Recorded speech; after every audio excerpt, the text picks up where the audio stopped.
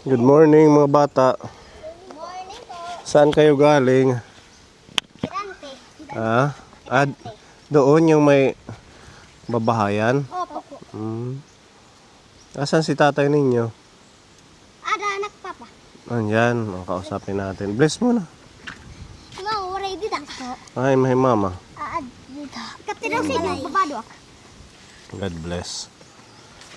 Okay, puntahan muna natin. Tara. Hindi, okay na. Para puntahan na lang natin din doon sa bahay. Pupunta na lang kami. Ayan ka po, ni magandang araw po. Balikan natin dito sila Ate Rebecca.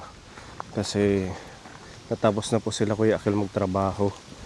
So maumpisa na po natin yung ating pabahay sa kanila.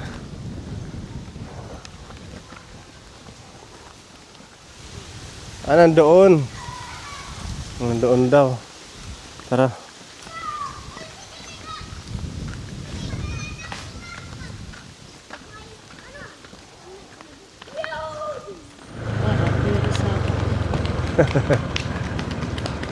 Bilis tumakbo ah.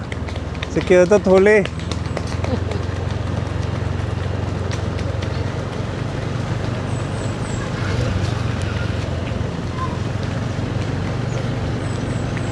Yan, dito po yung kanilang lilipatan sana.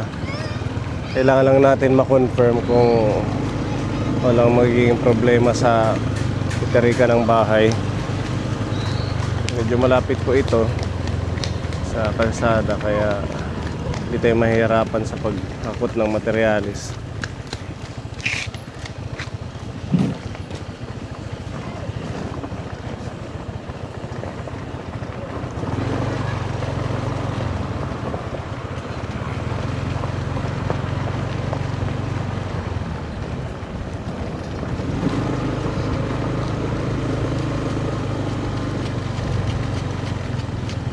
Dito.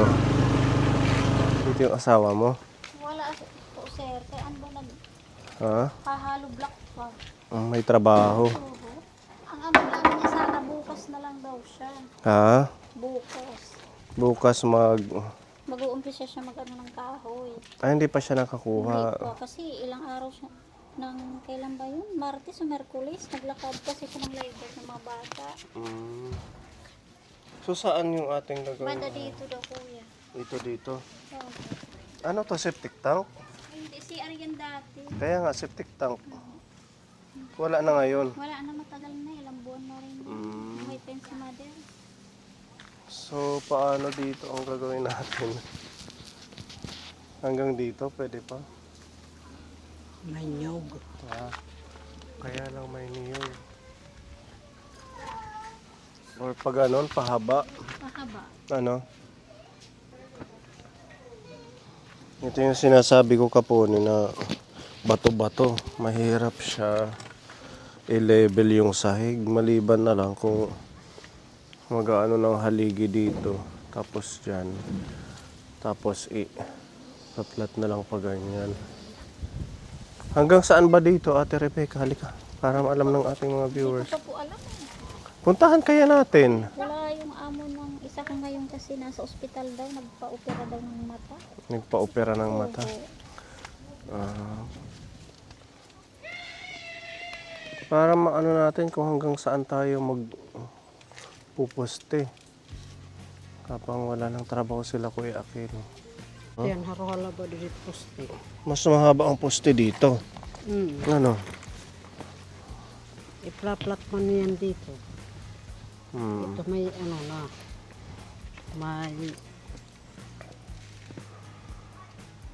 May simento. Siguro hanggang dito sa niyog na to. Kaya lang, hindi pwedeng idikit eh. Ano na lang yung nyog. Lagi na lang nila akyatan. Katanggalin yung mga Mm, palaglag ano. Pwede man hanggang dito. Diyan. Makasya sila kung mula dito hanggang doon. Mas malawak pa kaysa doon. Diba? Pahaba na lang. Dito. Hanggang doon.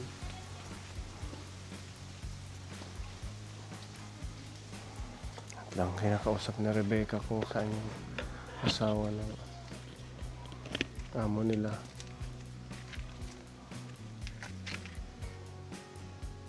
Good morning, kuya. Ini nga mga lubi, ubusin nga da. Angad to init mga lubi. Edit it out.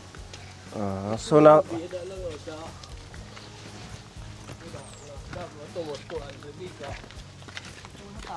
Yan eh. Hari na bukid ay. Yada. Ini nga ito mo sila ko. Asa lang ikaber huni. yan lang yung kasama. Oo. Parang... Sinalit mo huni. Edin mo.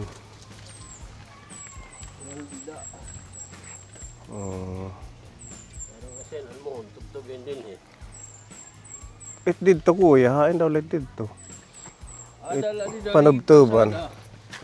Para kuan kay amon himon ni rin payag.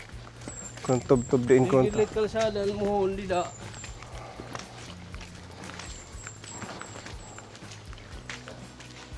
Din himasugad. Oo.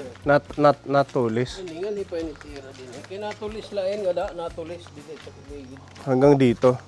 Oo. Oo. Nabidaan mo hong giyak ito. Yung doon sa inyo na pati itong mga niyog. Oo. Pag ganun yan, hanggang doon. Parang na triangle pag Alin? dito na ganun. Oo, patulis nga lang, patulis dyan. Mm. Yung ito. Andyan man yung mohon. Oo. Ay, pinagpalit lang kasi nila to. Pinagpalit nila sa lupa nila sa Lupa area. nila, oo. Oo. Ang delikado yata eh, kasi yung niyog Kaya nga, yun yung iniisip din namin. Delikado yan dyan, yung mga bata. Ang problema kasi wala silang ibang space. Oo.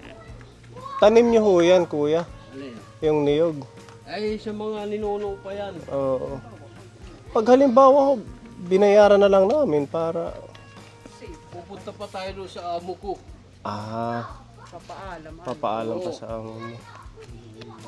Hindi naman ako pwede mag-ano dyan, desisyon eh. Magpapaalam ka muna. Pero kakausapin ko pag ano. Pero pwede man yan pag malapit daw sa pagbabahayan. Delikado lagi. Kaya nga, pag kuya, sabi na lang. Oo, Bago kami sasabihan ako. mag-umpisa maggawa. Maganda sana kung ibibinta nila. Oo. Kaya nga sinabi ko din sa asawa niya, kausapin mo yung amo ko, baka ibinta yan. Itong dalawa babayaran na lang Oo. namin. Yan kasi yun, pag ganun siya. Delikado Humano talaga sa yan.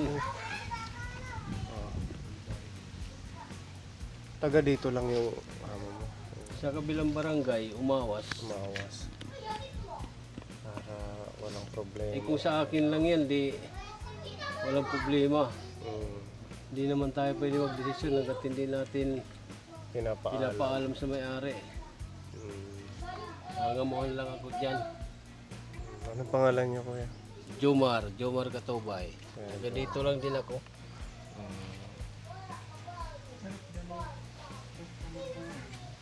Yung ating talaga.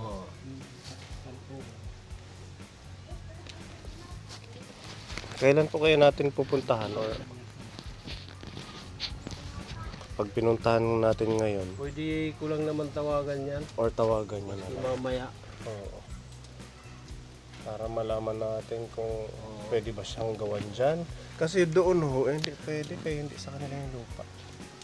Yung niyog, pwede ko tawagan yan maya-maya lang. Ayun na lang, kuya. Yung may-ari. Total, itong gagawin nating bahay, light material lang naman. If ever man na Pansamantaga lang. pansamantag. Sige, tatawagan ko muna yung may-ari. Sige po ha, thank you kuya. O, itong dalawa na lang. Oo. Pag pumayag, sana pumayag. Pag pumayag si kuya, yung may-ari dyan, na bayaran natin yung niyog, itutuloy natin yung paggawa. No? Kasi pag hindi natin yan tinanggal, delikado sa mga bata, sa inyo. Kung hindi pumayag na ipaputol. Ha? Hindi pa online. Minessage ko. Na-message mo na. Pwede bukas na lang babalikan Wala lang kay natin. Rebecca pag ano, Oo. nakontak ko sa kanya ko nasasabihin. Okay. Ipa-text mo na lang ako bukas or mamaya pag nakausap na. Buti hindi muna kayong bumiling kahoy kaya Kasi ngayon inaano ko bukas pa. plano sana namin. Ring ni Tagalog, mag-kuhan sila dyan, magtayo. Tapos, paano yung talugi? Kaskas ito. Oo nga. May tamaan ng mga bata. Opo. Yun nga yung ano sabi ko sa kanya. Pag hindi pumayag yung may-ari, hindi kami magagawa. Kasi delikado sa bata. Ano talaga yan? Masisira lang din yung bubong. Kaya sabi ni Kuya, anytime naglalaglagan. Pinagsaga na nga yan. Itong bahay. Oo. Sana pumayag. Yun na lang ang option natin. Kung wala, pending muna. Papayag. Ako na ang mag-ano sa kanya. Oo. Para lang magawan sila ng bahay. Kay doon anytime papaalisin na kasi sila. Nabili na kasi yung lupa doon. Delikado man. Kay amo nga, kausapin ko na lang yung may-ari niyan. Ang hindi pa natin malaman dyan kung magkano ang binta niya. Hindi naman siguro 1,000. Pagka ganyan yung magtatayo ang nangangailangan, minsan 1,000 ang binta niyan Pa 1,000. May kapatid ako doon, binayaran niya rin yung niyog doon sa likod ng bahay niya. 1,000 yung binta ng may-ari. Tapos yung kahoy sa may-ari ng lupa. Pwede na nila gamitin yan pag bininta sa kanila. Gawin pang ano ng pagbahay. Pwedeng gawing haligi. Gawing haligi. Oh, matibay yan Di ba pipa? Hindi nakahatiin. Isang buo. Kanila na yan, pag halimbawa bininta na may-ari, kanila na nung bumili yan. So, pati yung mga buko. Oo. Yun naman pala. Akala ko. Kanila na yung kay bibilin nga natin pag pumayag Sige kuya. Ganun na lang. Kakausapin ko maya Usapin yun. Babalikan na lang namin. Kahit maliit lang, magawan lang natin sila dyan. Ate Rebecca, magiging ganito na lang. Pag ganun na lang. Ano? Pero hindi natin isasaga dito. Dito lang tayo. Dyan. Pag ganun doon.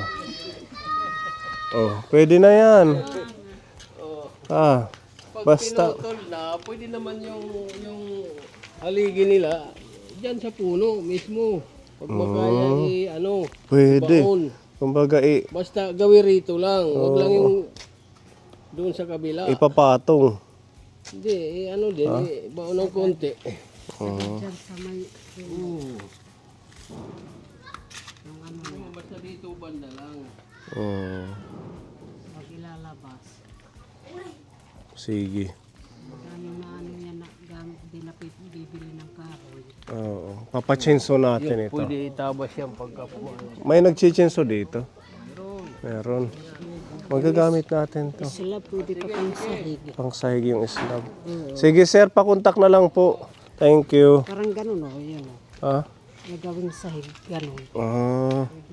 Ayun, ginawang sahig. Ito ang bahay ng kuya niya. Ano lang din, mga slab yung sahig, Kaya lang, ang problema dito, minsan tumutusok sa puwet. Di ba? Yung parang may Pag matagalan na nahamis, pag pinuplorawakan, gano'n. pwede.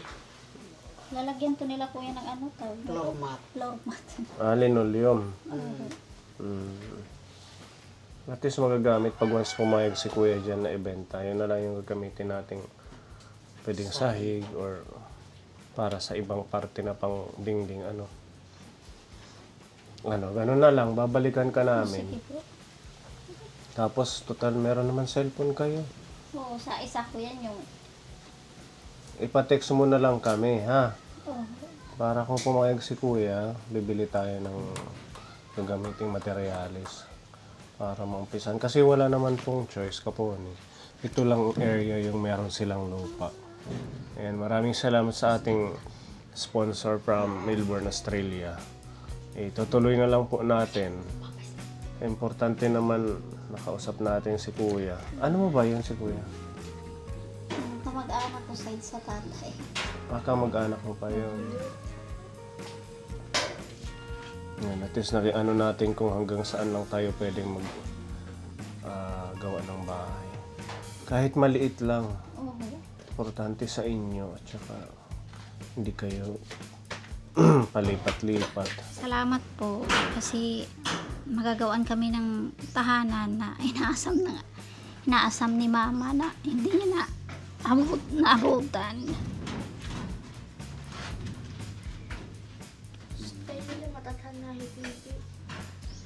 Dati pa kasi nangangarap siya na bago siya mawala, makalipat siya. Pero nung buhay pa siya, gusto niya talaga dito. Ito yung space. No choice siya eh. Nagmamadali siya nung ipagpalit yung lupa namin kasi Iniisip niyo yung mga bata siguro. Yung pag-aaral, pag doon kayo sa Banoyo, yung lupa ninyo malayo. Walang school.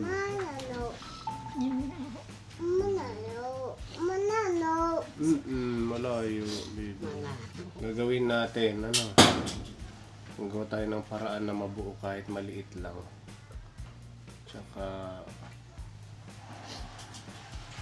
patulungan mo na lang yung asawa.